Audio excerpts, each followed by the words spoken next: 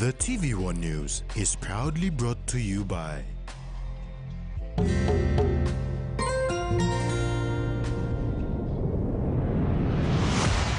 BSP, our bank, our people.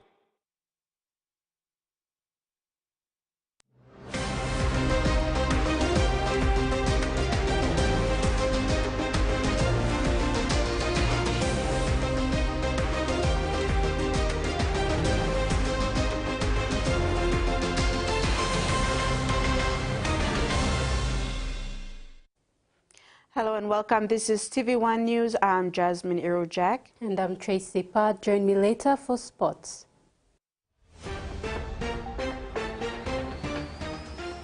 In this edition, 201 retired public servants paid today, People's First Party to endorse Donald Uguro, and acting positions at RPNGC queried. A total of 201 retired public servants have been paid out at a total cost of 14.2 million kina today, paid 20 October the 2nd, 2024. These retirees make up the second batch of retirees to be paid out this year under the retirement exercise.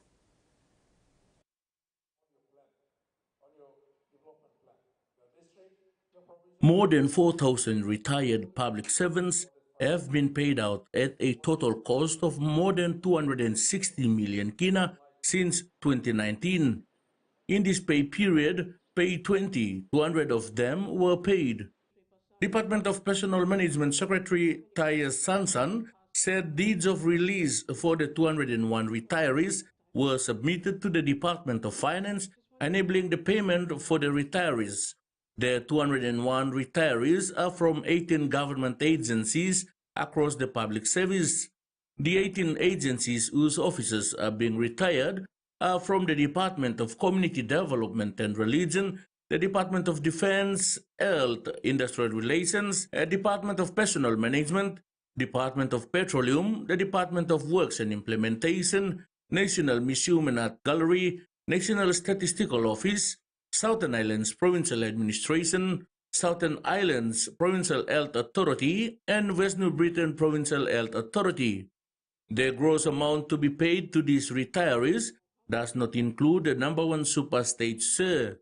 Secretary Sansan clarified that this retirement exercise is part of a 5-year retirement strategy in which the three agencies, the Department of Personal Management, Department of Finance, and the Department of Treasury, have been working closely to retire public servants who have reached the compulsory retirement age and have them removed from the payroll.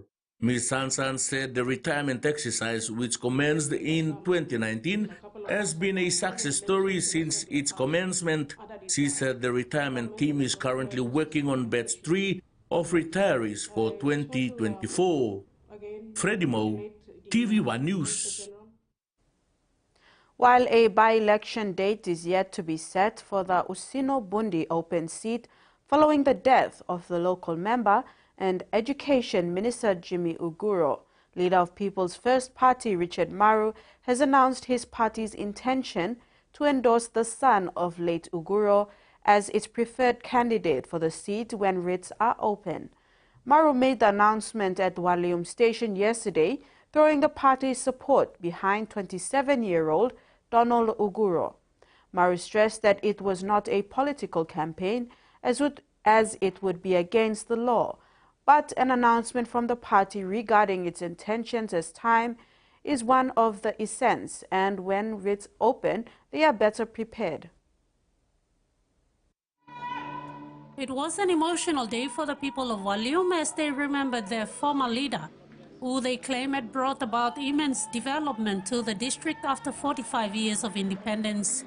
Minister Maru said that it was unfortunate that the late Uguro passed away in his district and felt the responsibility was upon him to set things straight with his people, and the only way that he could help was by taking one of his own to carry on the legacy. Maru assured the people of Usino-Bundi that when writs are open, he will be there personally to endorse Donald Uguro to run under the PFP banner. So yes, my example, I'm not done with the pay. But me come talking people of Muslim Burundi. Me got duty, the responsibility, no come supporting development of the country. Because we don't have me by percent of people. Me like a man by principle of the power. Come to community, yes. But I think it's not the sort of people of the country. Member for Maprik Libet Kapri, sharing the same plight as Daniel Uguro, was also there to offer advice and share his experience as a first-time parliamentarian under PFP, considering his young age as well.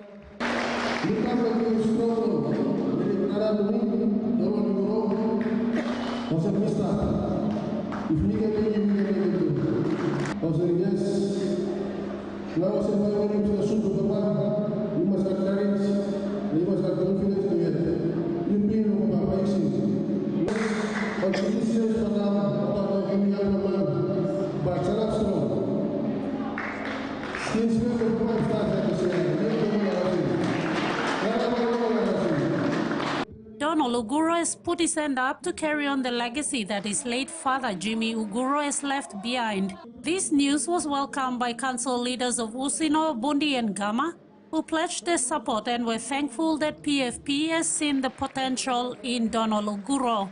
Yes, I have overconfidence in myself to carry the people of Usino, Bundi for my late fathers. I'll continue and finish all of his leftover jobs.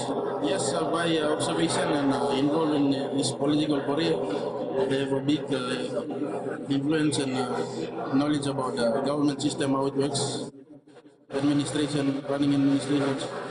Acknowledging the fact that Donald was very young and inexperienced, Maru said he was there with his party members to encourage and guide him in his political journey, just like he did with the member for Maprik Libet Kapris.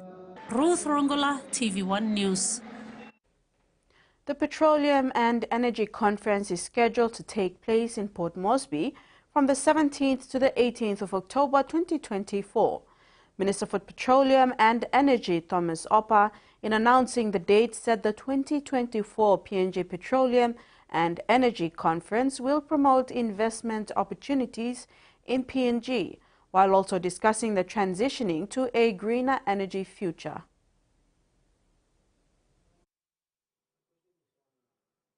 The petroleum and energy sector is a major contributor to the economic growth of PNG, and Kumul Petroleum Holdings Limited is proud to host the Petroleum and Energy Conference 2024.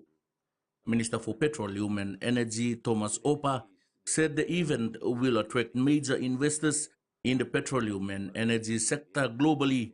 He further stated that the organizers are bringing together key government officials, regional industry leaders, resource landowners, operators, innovators and service providers to share their views on the future direction of the petroleum and energy sector in the region and the rest of the world. Our country is in a very strong position to bring in more investment in our petroleum and energy sectors, particularly as the world seeks reliable sources of energy during the green transition.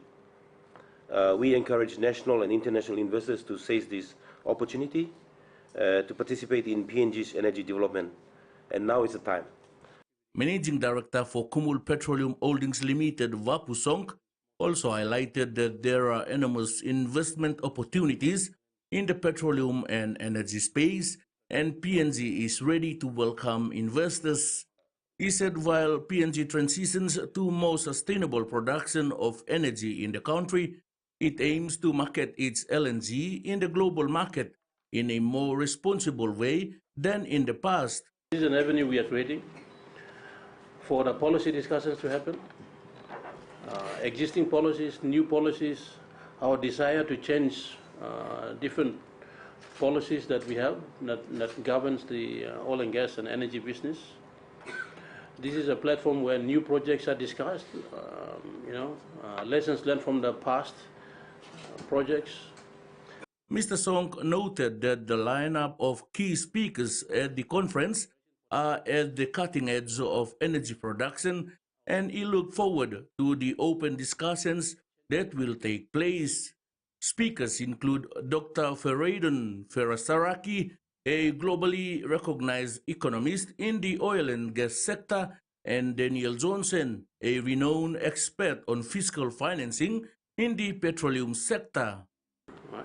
Some of our big investors are going to be discussing about exploration potential. The world around us has changed. Our region has changed, meaning that governments are changing their policies. PNG has the right policy, which is that it is supporting hydrocarbon investment at the back of us being a carbon sink, which the Prime Minister talks about. The Petroleum and Energy Conference 2024 is the only industry-specific conference focusing solely in the petroleum and energy space and will be held at the Hilton Hotel in Port Moresby from the 17th to the 18th of October. Freddie Moe, TVWAN News. The Royal Papua New Guinea Constabulary Special Projects Directorate is no longer operating, says the Assistant Commissioner of Police for Operations, Julius Tassion. Tassion said this when testifying during the Commission of Inquiry into the RPNGC January 10th civil unrest yesterday in Port Moresby. He said the directorate, currently located at the police headquarters in Konedobu, is unmanned. There are no police officers assigned to manage and run the unit. Tassion said the unit's function is to plan operations such as implementing the state of emergency order or other specialist operations, including planning for logistics or sourcing manpower if and when needed, the support of the operations. He directed the inquiry to seek answers from the Commissioner of Police, David Manning, as to why the directorate is not operational. The Commission of Inquiry into the January 10 riots has been told that most of the directors' positions in the constabulary are being occupied on acting basis, as directed by the Police Commissioner David Manning. This was revealed after the inquiry team learned that since the start of the COI, most of the directors who testified at the inquiry were holding positions in the force on acting basis. This prompted the inquiry team to summon the RPNGC HR division to clarify why most positions are being occupied on this basis. Acting Director for RPNGC HR Directorate, Paul Unipites, said the officers who are currently acting on the positions were told to do so based on the directive issued by Police Commissioner David Manning. He said the Commissioner directed them to fill in the vacant positions to ensure that these positions must not be left vacant. As to the question of how long they will be in these acting positions, Unipites said he doesn't know. This weekend, there was a direction for former ACP and former director they were officially transferred by the commissioner, and as a result, the two positions were vacant immediately. So we were required by the commissioner to fill up the position to make sure that the normal flow up. He said most of these positions are funded and paid for. However, some acting directors are not paid at the rate that they were supposed to be paid. The other directors of other divisions, other directorates, and as I was referring to earlier, they are acting in those directorates. Would they also be receiving higher? Would they be paid on higher duty allowance? So, all from the commissioner's direction for last year's transfer, for those of us to occupy the director's position in its divisions, all of us are on an acting basis on the rank of chief superintendent. All of us maybe. We are claiming HDA on the positions, but not. Right. He added that most of the positions are on contract basis, but many do not officially sign a contract before they act on those positions. Currently, he said he is acting on this position without signing a contract. At this moment, I did not sign a contract yet. But so are you or are you not on a contract? I'm not I'm not on a contract. You are not? I'm not on a contract. Meanwhile, many questions raised by the inquiry to find out the root cause of the issue were left unanswered, as the inquiry set aside these questions for the Commissioner of Police, David Menin, to respond. Maricela Keleton, TV1 News. You're watching TV1 News. Simbu leads in inland fishing and new vehicles for Mosby Northeast. Those stories and more when we return.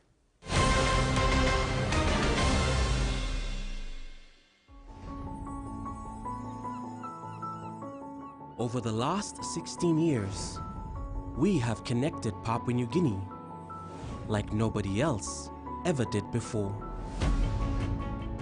We allowed people to stay connected, in touch with today's world.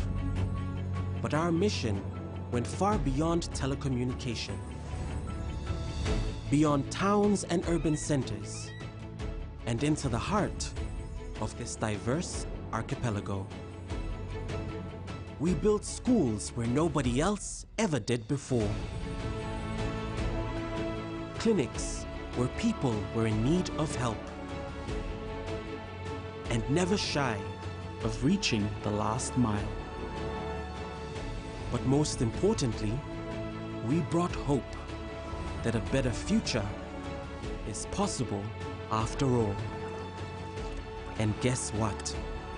We've only just begun our journey to ignite your hearts and your passions. Digicel, creating a better Papua New Guinea for all. Did you know that you can get the latest updates on what's happening on the DTV app? 1. Open the DTV app. 2. Go to the profile on the upper right-hand corner of your screen and scroll down to push notifications. 3. Turn it on and you're good to receive notifications on the latest sports, TV series, and movies. DTV, your TV on the go.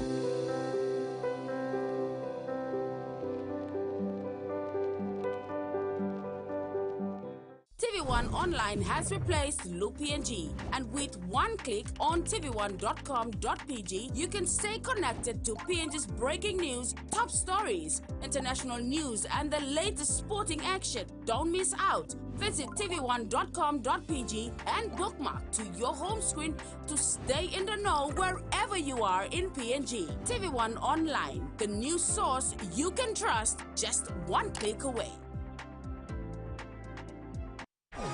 Nobody streams live sport like Unbeaten. As we run the plays and take the hits. If you love live sport, remain unbeaten.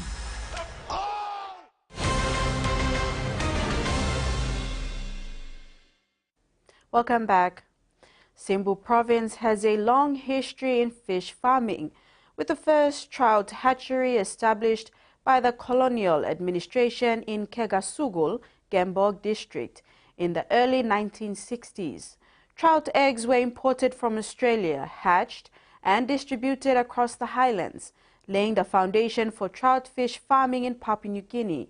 Governor of Simbu, Noah Cool, a strong advocate of fish farming, co-founded the Simbu Feed Mill project with a 500,000 kina investment from the provincial government during his first term in office, and continues to support various fisheries initiatives.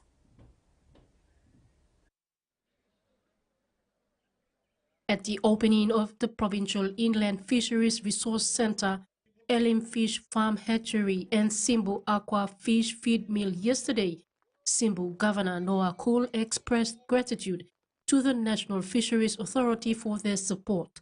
He acknowledged the significance of NFA's investment in an inland province with no ocean access. Cambriu bring a bloody significance for opening all fisheries development in Salo plus Primbla. Mibla no got Solwara, Mibla no got ocean. Yet, money you give no Solwara na ocean ya. You gotta come na invest in inland on the province of some Nametro Islands here. You look at me, what's the money where? What's the money no fish no Solwara ya? But don't spend him no coastal province so. all Karikamla Islands province. All Karikamla province, please. Big plus something, huh? Yes, you are sharing it with us. The contribution of the country, constitution of the country stipulates that what is derived from the country, whether it be on the coast or in the islands, must be shared equally to all the provinces. We say thank you. We say thank you for being generous.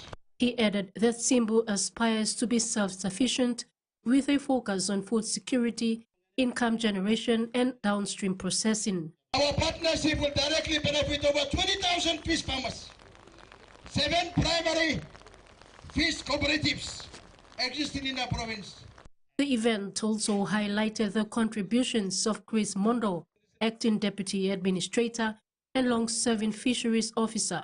Mr. Mondo played a key role in establishing the Simbu Fish Farmers Cooperative Society and a feed mill. He noted that NFA had been a partner in Simbu's fish farming development since 1998. The event marked a significant milestone in Simbu's journey to becoming a leader in inland fish farming, with continued collaboration between the provincial government and NFA promising a bright future for fish farmers in the province. Susan Oreape, TV1 News. National Fisheries Authority successfully launched and opened key aquaculture projects in Simbu Province yesterday and is set to open more projects in Eastern Highlands tomorrow. We now join Carol Kidu Jr. live from Goroka.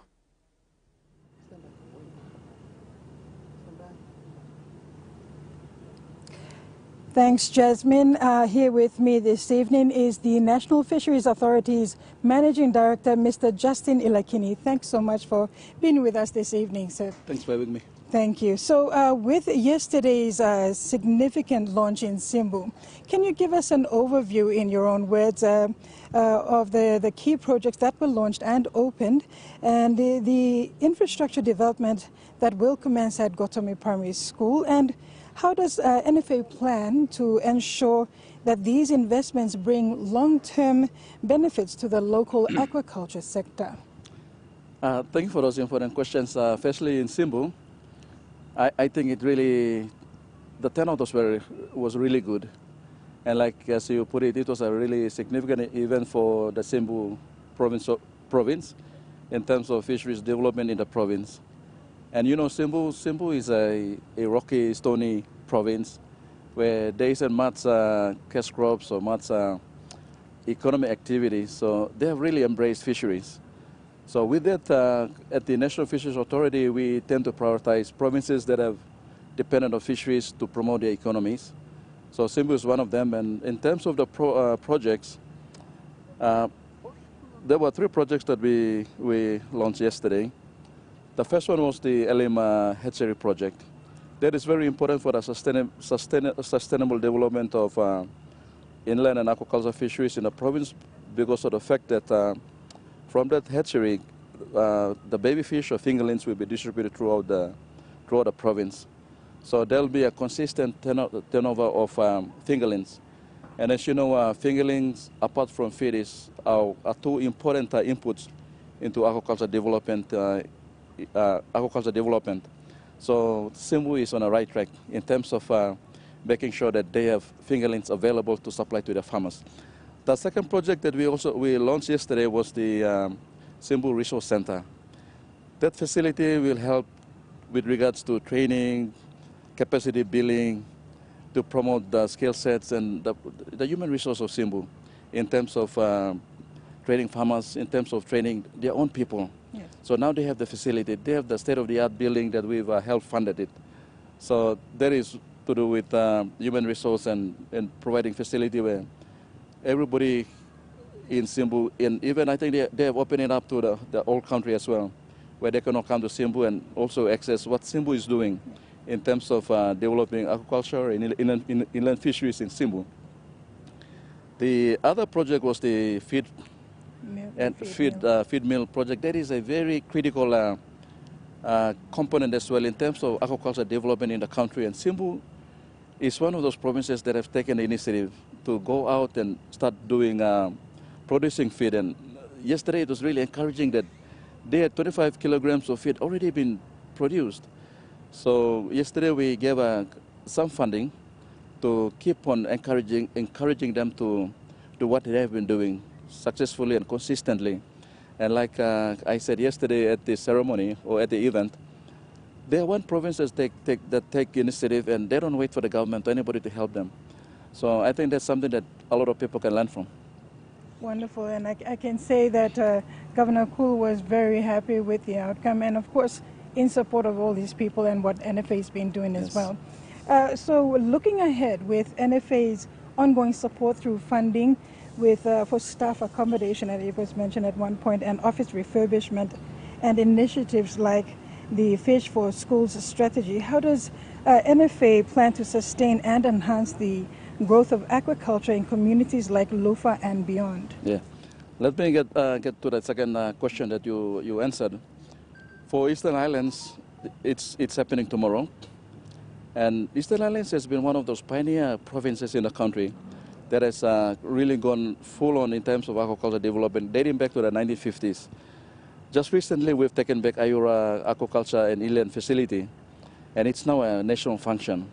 So we will be developing Ayura into a facility that will support aquaculture development in the highlands. So some of the projects that we will help Eastern Islands tomorrow, in terms of funding, we'll be funding their fisheries office, worth 1 million, and also we'll be helping to fund one of their staff houses to support fisheries or aquaculture or inland development in Eastern Islands. And with that function now being transferred to us, we will need provincial support as well. So they must have the housing, they must have offices, so that we can help promote inland and aquaculture development, especially in the highlands, through the Ayura facility. That's why we need to empower our provinces, and that support goes towards that. In terms of supporting our local farmers for the purpose of sustainability into the future, let me just say that inland and aquaculture is the future. And like Minister rightly put it yesterday, aquaculture farming, or farming of fish and all that, is now replacing capture fisheries or coastal fisheries. And that's the direction that we are also heading now. And as you have must have heard yesterday, the government has directed NFA to go in a big way to commercialize the aquaculture sector, where we have to go beyond just food security to commercializing and make people take an interest in fish business. So if they go into fish business and if they begin to see that they're making money out of fishing, it's going to be sustained into the future, apart from just saving food security purposes and nutritional benefits and all that. So there is definitely the prospect is very positive, as you can see from the interest that was shown in Simbu yesterday, and I'm sure similar one we will see it in Gotomi tomorrow. And with regards to Gotomi, we will be opening a 4-in-1 classroom and also a vocational school as well. And that is part of NFA's corporate social responsibility from funds that were generated from fisheries. So we are distributing those benefits in supporting other sectors as well, like education, health, and others. Wonderful. Thank you so much for your time, and we look forward to tomorrow's engagements as well. Oh, back to you, Jasmine. Thank you, Carol, for that informative interview. Day 2 of the WR Carpenters World Coconut Day exhibition and conference featured local Papua New Guinean small and medium enterprises exhibiting a wide range of coconut-based products. The week-long event that concludes on Friday, the 4th of September, will also feature speakers from the international coconut community and provide a platform to showcase local, micro, small, and medium enterprises and their coconut products. Papua New Guinea is celebrating the World Coconut Day as member of the international coconut community, which consists of 21 coconut-producing countries that account for over 90% of the world's coconut production and exports of coconut products. The theme of this year's event is Coconut for a Circular Economy, Building Partnerships for Maximum Value. Day 2 of the W.R. Carpenter's World Coconut Day exhibition and conference today featured local Papua New Guinean small and medium enterprises exhibiting a wide range of coconut-based products. I own Kumul Organics, and we are a coconut SME from Medang, and we collaborate with farmers, roughly around 1,000 farmers from 6 districts, not 6 districts, but 3, and they are Sumkar, Medang, and Bogia district. We source our coconut oils from there. Bring him, it's all out of the virgin coconut oil, handmade, manus lainnya them all working this last time. Kind of same traditional oil, all working long time, all tumuna working kam all continue working. Meanwhile, today's seminar presentations focused on digital marketing, market trends, and investment. Business owners Tina Manam and Josephine Kinol also emphasized the need for better development and growth. The World Coconut Day event promises to be a landmark occasion for the coconut industry in Papua New Guinea, offering opportunities to explore new markets, showcase innovations in coconut products, and enhance value chains. With the support of its partners, Coconut Industry Corporation is working to ensure that the coconut industry continues to thrive, contributing to the national economy and improving the livelihoods of rural communities. Maricela Kelaton, TV1 News. More than 10 vehicles for waste management, community policing, and community service have been delivered for the Port Moresby Northeast Electorate. The delivery of these vehicles is through the Electorate's business arm, Moresby Northeast Holdings Limited. On that note, we like thank him NCDC, National Procurement Commission, NCDC Board, na city management. Lo work one time plana. Time you can engagement one time. One time you work, but you work one time. You know, send me give card, now you go and look for a service counter, you get a time. No. We are doing everything possible for you. That's what we are doing. So that service must come to house to you. And community must also participate in the goods and services of the city so that they also get a spin-off from the GST that we are paying. An informative day at the second day of the Digital Transformation Summit 2024, covering the value of partnership and collaboration with strategic partners, success stories, used cases and challenges from public bodies. One of the innovative presentations from academic and research clusters was PNG Digital ICT Cluster, which gave an insight on digital startup and highlighting governance components, technology trends, and objectives of innovation.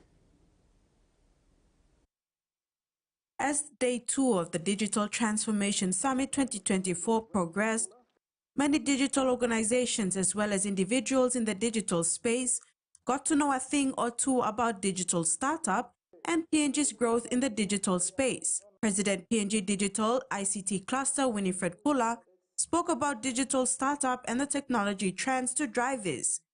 The cluster is a team effort. It's not about one person. It's about our founders, our founding members, our sponsors, our partnerships.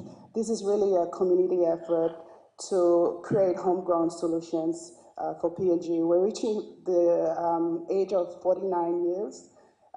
In most countries, it takes 20 years to develop a strong digital ecosystem. Government agency National ICT Authority was present for the summit and shared that 76% of Papua New Guineans have 4G coverage, which is equivalent to more than 8 million people. Chief Executive Officer for NICTA, Kila Gulovui, advised that out of the 76% of people, only 2 million, which is 20%, are actually connected to the internet. He said that this says a lot. NICT supports the digital transformation policy of our government and is endeavoring to undertake projects that will support the program. The summit ended with success stories, initiatives, use cases and challenges from public bodies. Overseas news is next. I'll join you after this short break. Stay with us.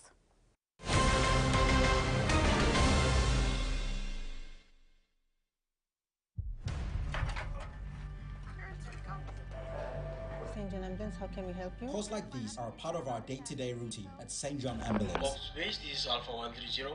We cannot locate the patient or the house. Our crew is unable to locate you. Ma'am, I would like to send you a text which has a link that can help us find you. Introducing the GoodSim application. When you click on the link, you give us permission to log into your location and get to you in time. Confirmed Box Base. Alpha 130 has arrived on scene. Gimme 5! Cell Money brings to you this great offer from Digicel. 5 GB, 5 days for 5 kina. Visit a Digicel store or Cell Money agent. Put money in your Cell Money wallet and dial *888 to buy today. Your TV is about to burst with more channels. Catch live sports events. Be informed with international news. U.S. officials are worried that this could... Sit back and enjoy the blockbuster movies. You need to stop this. I don't work for you. Or let your kids enjoy all their favorite cartoons and many more exciting channels now available on your Digicel 60-channel prepaid pack. Subscribe now to a 60-channel Digicel TV prepaid pack. 1, 7, 14 or 30-day plan and enjoy 60 channels of world-class entertainment. Dial *515# to subscribe now. Digicel TV. More channels, more choice, more value. Did you know that you can get the latest updates on what's happening on the DTV app? 1. Open the DTV app. 2. Go to the profile on the upper right-hand corner of your screen and scroll down to push notifications. 3. Turn it on and you're good to receive notifications on the latest sports, TV series, and movies. DTV, your TV on the go.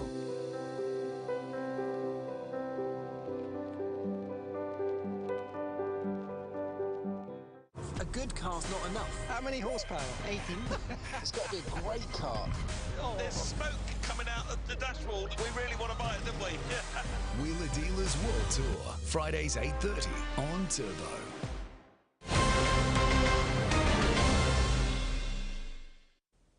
Welcome back.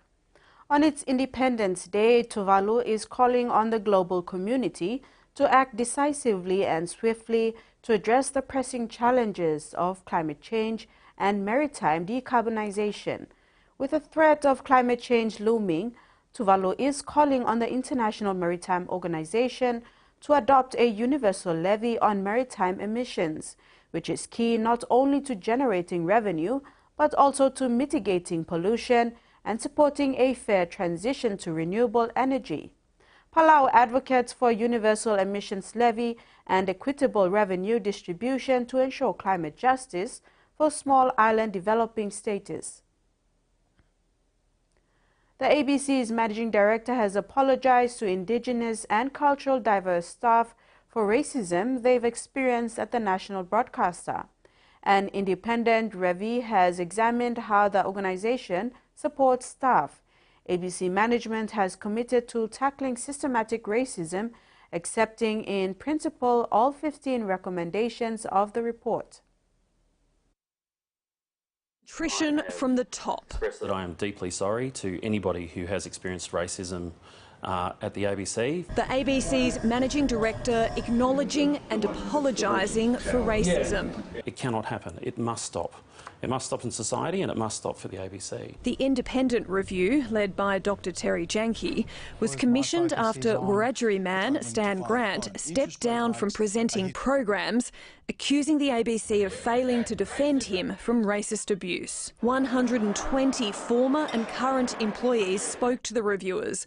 All but one had experienced racism, including offensive remarks and exclusion, as well as barriers to career progression, pay discrepancies and inconsistent support. This suggests racism is systemic at the ABC, the report found, and that the ABC's policies and practices disadvantage people who are First Nations and culturally and linguistically diverse. It's a wake-up call for the national broadcaster that this has been happening for some time and right now, and that we all need to do better. You have to name the beast to slay it, and that's a really important start, and so change is happening right now. The report made 15 recommendations, all of which the ABC's management has accepted in principle. They include appointing a First Nations director to the leadership team, anti-racism training for all employees, and improving responses to public attacks on diverse staff. Former Race Discrimination Commissioner Chin Tan has been hired to help bring in change. But addressing some of the issues raised will require cultural shifts, a challenge for the ABC and Australian society. Israeli Defense Force spokesperson Avikai Adrei has posted a warning for residents in southern Beirut. He said heavy fighting is taking place in southern Lebanon and told residents not to travel by vehicle from the area north of the Litani River to the south of it. The warning is in effect until further notice, he said. The IDF has released footage of Air Force fighter jets striking targets in Beirut. The attacks are intended to damage Hezbollah's military capabilities and infrastructure. The introduction of culturally appropriate health services is highlighted as one of the best ways to improve the health of Indigenous Australians. It's an approach that's been adopted by a clinic in regional South Australia. Under a model it's hoped can be used at other health services as well. Cheryl Giles used to visit her GP just once every 2 years to manage her diabetes. A lack of culturally sensitive healthcare was the driving factor. In a general service, you'd get a different doctor, you'd have to tell your story again. And who wants to repeat their health story? But thanks to changes made at a local clinic by an experienced Indigenous nurse, she now visits her doctor every 2 months. A lot of these things that I was seeing in the hospital systems and a lot of the stuff that wasn't great. So that's that kind of inspired me to do something better here. This year's Closing the Gap data shows the lives of First Nations people are estimated to be 8 years shorter than other Australians. We're funerals all the time, and there's heaps of grief come from that. If we can just put a couple of things in place to prevent a lot of that, then it really can make a huge difference. Since Darryl Barnes started at this clinic, the number of services available to First Nations people have increased by 30%. His self-described takeaway menu of healthcare options includes physiotherapy, podiatry and rehabilitation. From the very start, every single clinic we have is because of the Riverland Aboriginal community has asked for it. It's already putting a cultural lens from the inside out instead of trying to get it from the outside in. A model fit to be replicated across the state. Whatever we can learn from and take, we would love to do that across each of the different areas that we provide service, and would love to be able to share that with other communities. Closing the gap, one appointment at a time. After a dry autumn and winter across much of South Australia, fire authorities are urging residents in bushfire-prone areas to act now to prepare for the summer ahead. The Country Fire Service has particular concern for areas in the state's southeast where rainfall has been low and native forests and scrub is now tinder dry. With no meaningful rainfall for much of the state since December, and after a relatively dry winter, authorities are warning of a dangerous bushfire season ahead. The conditions are dry, the risk is there, and we ask people to start that preparation now. The biggest concern is in the state's southeast, where conditions have been unseasonably dry. This is a part of our state where it is typically very waterlogged this time of year. They've typically had great rainfall through winter, and that just hasn't eventuated. So there's a lot of standing timber down there, there's a lot of scrub. The seasonal outlook for the remainder of spring and early summer in SA is neutral, with no strong indications either way as to if it'll be hotter or cooler, drier or wetter. This is because our climate drivers, the El Nino or La Nina or Indian Ocean Dipole, are all sitting around a neutral or a very weak phase. And while it is true that we hope for rain to come throughout the remainder of spring, if that doesn't eventuate, we will face a potentially very problematic summer. Residents in bushfire-prone areas are urged to get their bushfire action plan ready now, prepare their property and ensure they have fire breaks in place around their home.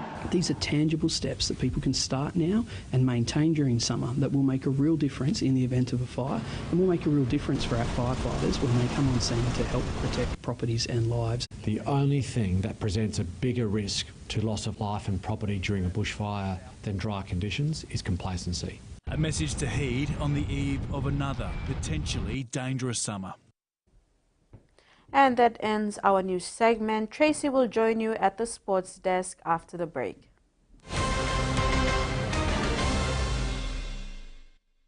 Do you want the best? Digicel TV has it all. Invest with the best and have exclusive access to the latest in NRL, Can you believe it? Super Rugby and some major sports events. The State of Origin, Euro 2024, Paris Summer Olympics, ICC Cricket World Cup and more, all live, exclusive and in high definition. Not to mention international and local news, home entertainment with a whole lot of Filipino drama and more. Subscribe to a 40-channel postpaid TV package for only 105 kina and stay entertained. But wait, there's more!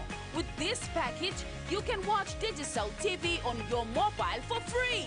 No data costs and no additional subscription. Call us now on toll-free number 1515 to set up your monthly postpaid TV subscription today. Digicel TV, more channels, more choice, more value. Great news! The Digicel TV app now has radio. That's right, your favorite radio stations are on the Digicel TV app, providing you with even more entertainment, plus free streaming of all your favorite radio stations. And you don't need headphones to listen. The Digicel TV app gives you the ultimate entertainment experience on the go, with more drama, more sports, more exciting movies, and now more radio to stream your favorite programs from wherever you are in PNG for free. So what are you waiting for? Download the Digicel TV app today for the ultimate entertainment experience. Volcanoes, forest fires and earthquakes. The land here is trying to kill you all the time. There's a lot of things that can go bad in a hurry. You have to be crazy to build in Alaska. Building Alaska, Saturdays 8:30 on Discovery. A month-long roller coaster ride starts now.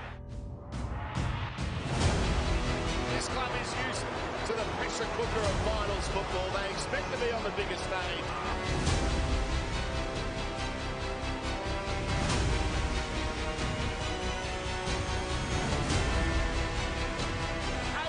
Away from a grand final appearance in September.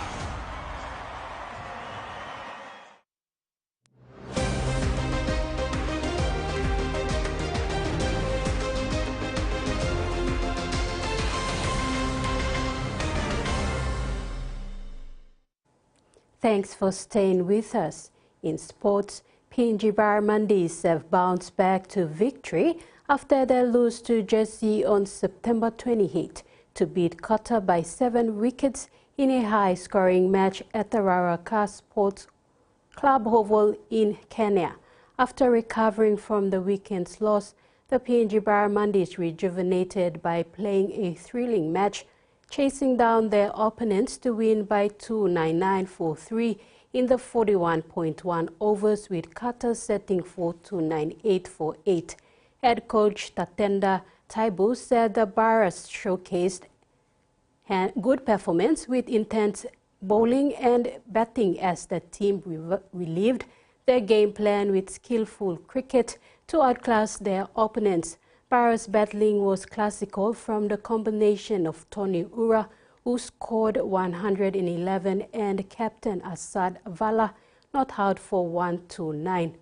Barras, despite the win, will work hard on their catching before the double-header on Friday and Saturday against Kuwait and Kenya. Head coach of Hibu Construction Anwar Bada Hawks A-grade side, Harua Ben Moide, has stepped down from his head coaching role to concentrate more on his family.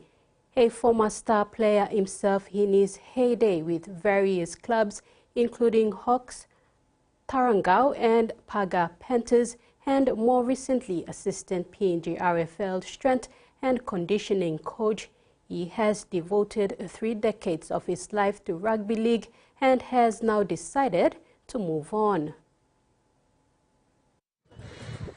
Son of former army sergeant during the colonial era, the late Ben Moide, who was also a pioneer rugby league player, Father Moide's love for rugby league initially played an influential role in the lives of his boys, John, Daroa, Lohia, and Arua, who carried on their dad's legacy to this day. Arua was the last Moide to retire from actively playing in early 2000, but dedicated his time to the game in the assistant coach and trainer roles. Arua's passion to mentor and groom up young boys were his main motivating factors, which led him to put his hand up for the head coach role of his iconic village club, Hanua Bada Hawks, inspiring the youth in his community. After last week's loss to Royals, Coach Arua said though it was quite disappointing to bow out the way they did, he praised his boys for a remarkable season, recording 9 wins. He said complacency took the better of them, losing 5 consecutive games leading to the finals, and had to be content with the 4th place at the end of the regular round. I'm disappointed, but game is a game, one is to win, one is to lose. I thought we had them, but then it slipped off again. So, but to come this far, I pretty much want to thank the boys, especially when you're working around development areas, and you know, I thought they were best. They were on the game today. But we started off winning 9 straight, which was pretty, a bit of history for the club. And then we found ourselves in a hole where complacency crept in. And then we had to lose 5 straight, and we found ourselves 4th place heading into the knockouts, which was pretty tough. And then we had to fight back from 4th place and to come this far, finishing 3rd. Like I said, disappointed, but I thought the Royals were a better team today. Bitterly disappointed with the loss to Royals, but then again said Royals were the better side on the day. On a positive note, Arua was impressed with several of his development players, mainly his pair of wingers, adding that with son Tommy Moite and fellow Hasteby veteran Patrick Moria still around, the influence will certainly rub off on the young boys. And it's a learning curve for them. And they're pretty disappointed, but I kept telling them, you know, it's a learning curve for you. And you'll only get better if you stay close to players around, and like Tommy will still be around, and you know, Patrick will still be around. So I'm happy that my development program is kicking at a pace where I don't expect, you know. Before dropping the bombshell about his exit from coaching, Moide apparently made his intention known to the club during the team's bonding before the game. He said though it was a tough decision to make after spending 3/4 of his life in the game, he felt the time was right to walk away from the game and focus more on family.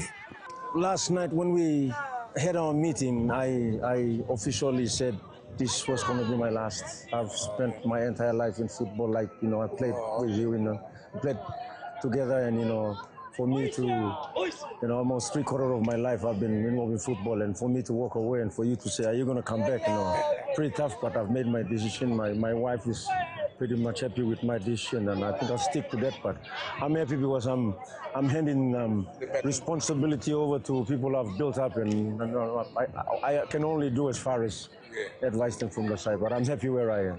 Terry Longwood, TV1 Sports. Week 1 of the NCD Darts Final Series concluded over the weekend with 4 teams confirmed to proceed to the semi-final challenge at the Sports Inn in Port Moresby.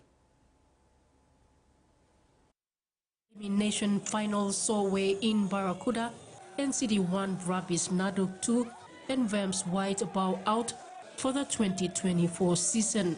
On Sunday's Premier Division matches, K180 Falcons and Way in Marlins advanced to the preliminary final with 6-3 wins over Taurus 2 and NCD2 respectively. In Division 1, the top 4 teams went head-to-head and was fought down to the wire as both matches were decided by the last leg of the last set. Flying Darts overcame Tel Pepe Snipers 5-4, while 2 Degrees got over 51 Norths with 5-4 as well. Ace Data John Paliao of Tel Pepe Snipers sneaked past opponent Macfield Kwalimu to win the singles challenge to the decider. However, Flying Darts came back to win in the team game. Penrith Panthers halfback Nathan Clary has backed rival number 7 Jeremy Hodge to win the Daily M Awards, admitting the Storm star outshone even Dylan Hadwoods this year on their way to the grand final. The Storm finished as minor premiers in 2024, with Hodge producing a career burst here to guide his team around the park without the likes of Cameron Moonstar for a large portion of the season. Hughes is widely touted as a front-runner for the Daily M Award tonight, despite Panthers and New South Wales fullback Edwards leading the tally on 31 points when voting went behind closed door. The Storm halfback has plenty of points to make up, but the number 7 found his form after round 11 when Munster was injured for 11 weeks. Cleary described him as the best running halfback he's ever seen, adding the way he takes on the line is a constant threat. Cleary also thinks that Hughes has added a lot of other stuff to his game, as well as in terms of game management and ball playing. Hughes carried his regular season form into the finals after scoring 3 tries against the Roosters to move into the grand final. But it hasn't just been his improved running game that has taken the game by storm this season. The 29-year-old has recorded career-high try assists, recording 26 and kick meters of 351 per game in 2024 to catapult him as favorite for the game's most prestigious individual award. Hughes may have big competitions from Kangaroos and Roosters fullback James Tedesco in the race. The number 1 has been the Roosters' best in 2024 and played the majority of the season, having not taken in Origin Game 2 and 3. Tedesco was on 23 points when the voting went behind closed doors and will be hoping to add another medal to his 2019 award. The first New Zealand star to win the Daily M Award was Gary Freeman. Since then, he's been joined by lock Jason Tamalolo and fullback Roger Tuivasa-Sheck. Sean Johnson narrowly missed out last year. However, it appears Hughes could be set to join the illustrious group.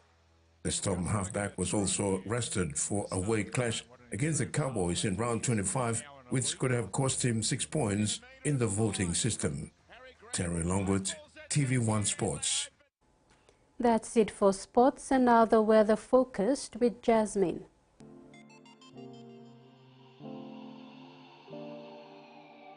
Southern, Port Moresby partly cloudy to possible evening rain showers drizzles. Daru, showers drizzles, east to cloudy evening. Kerma partly cloudy with evening rain showers and inland thunderstorms. Alotau periods of rain and cloudy, and Popondata becoming cloudy with evening rain showers and possible thunderstorms. Mumase, Lay partly cloudy with evening rain showers drizzles. Madang sunny to partly cloudy with possible brief evening showers drizzles. Wewak partly cloudy with possible evening showers drizzles and possible thunderstorm. And Vanimore rain showers drizzles easing to partly cloudy evening.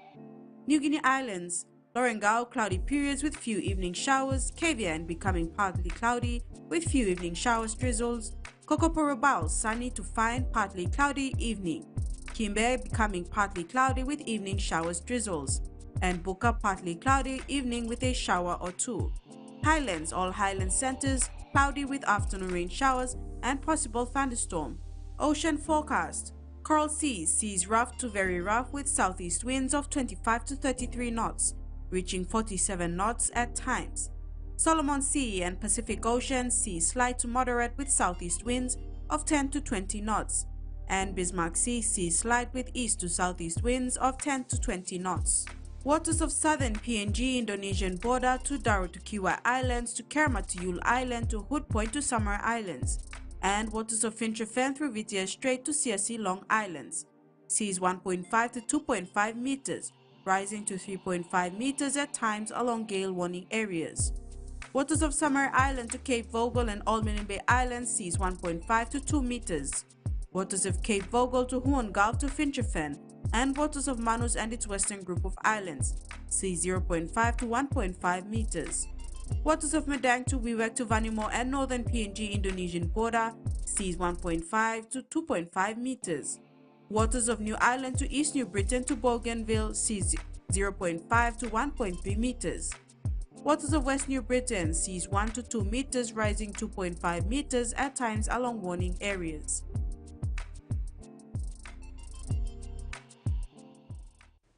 That ends TV1 News. Pleasant viewing. Bye now.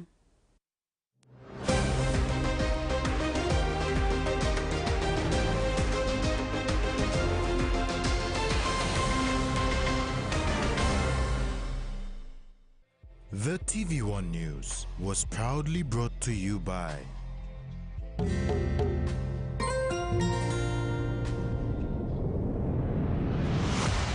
BSP, our bank, our people.